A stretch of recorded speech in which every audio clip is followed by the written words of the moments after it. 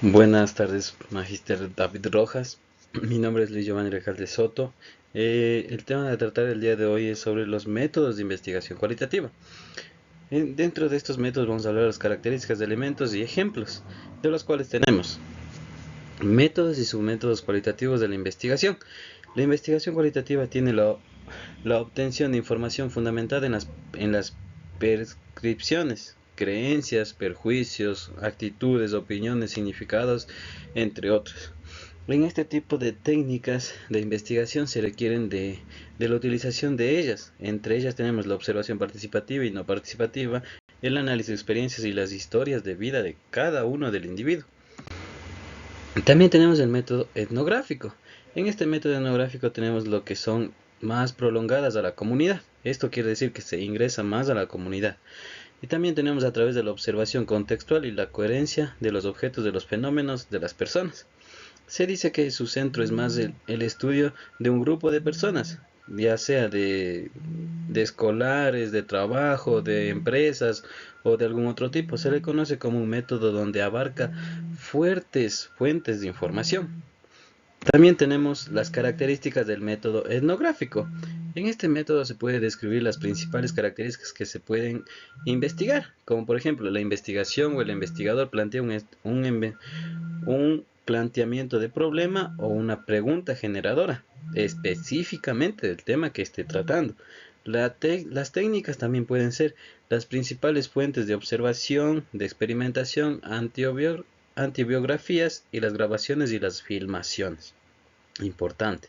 Interés de la descripción del fenómeno para interactuar, explicarlo o evaluarlo o a su vez transformar a otro documento o a otra pregunta o a otra síntesis que vaya a realizar el investigado. También tenemos el método hermenéutico o dialéctico. Este método es la investigación socioeducativa que presenta un peldaño muy importante y poder en la evaluación de los sujetos, poder estructurar, realizar y reformar. En este también tenemos los métodos del siglo XX. Se presentaron cuatro exponentes principales, de los cuales todos ellos estaban de acuerdo y todos ellos determinaron una posición diferente al problema sobre la verdad y del ser y del poder verdad. Entonces también tenemos las características del mismo. En este método se presentan algunas características de las dialécticas, de las cuales son las más principales, se podría decir. En este caso tenemos la lingüística del ser. El ser es temporal e histórico, precomprensión y círculo hermenéutico, de las cuales son las más relevantes que se pudo adjudicar para poder identificar este método.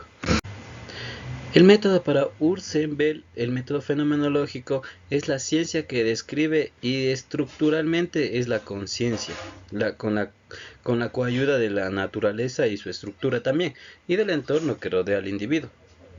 Tratando de experimentar los individuos, todo esto requerido ser más informativo, más relevante del tema que quiera tratar. En este método también podemos describir lo que existen formas de cómo poder identificar, de las cuales son examinar la conciencia, investigar si el contenido es personal o de una sociedad en general. Eso quiere decir la fenomenología, que estudia el método personal, imaginarios o de suspenso de fenomenologías o fenómenos que se conoce. También tenemos las principales características de, esta, de este método, de las cuales son. De las características de las cuales son, busca comprender lo objetivo en términos de los actos subjetivos, busca comprender el mundo como es experimentado personalmente por cada uno, porque todos vemos el mundo de diferente manera. Es una forma de práctica, de una forma diferente de hacer ciencia. Es descriptivo y reflexivo, es más descriptivo, yo describo cómo es en mi mundo, cómo vivo yo mi mundo. Eso quiere decir las características más importantes de este método. También tenemos el ejemplo personal que se va a poder realizar de mi persona. Es el método de etnográfico, el que para mí conocer se influye más con la educación. Como por ejemplo, este método es el encargado de investigar cultura, sociedad, la evolución del hombre, la evolución del lenguaje se evoluciona de muchas formas, la investigación de arqueológica, entre otras obras más. El ejemplo sería, hoy en la actualidad Con la llegada de la tecnología, con muchas palabras, símbolos, reseñas o aumento del lenguaje latino, como lo que tenemos hoy en día las redes sociales, Facebook, Instagram o TikTok, esto nos perjudica también.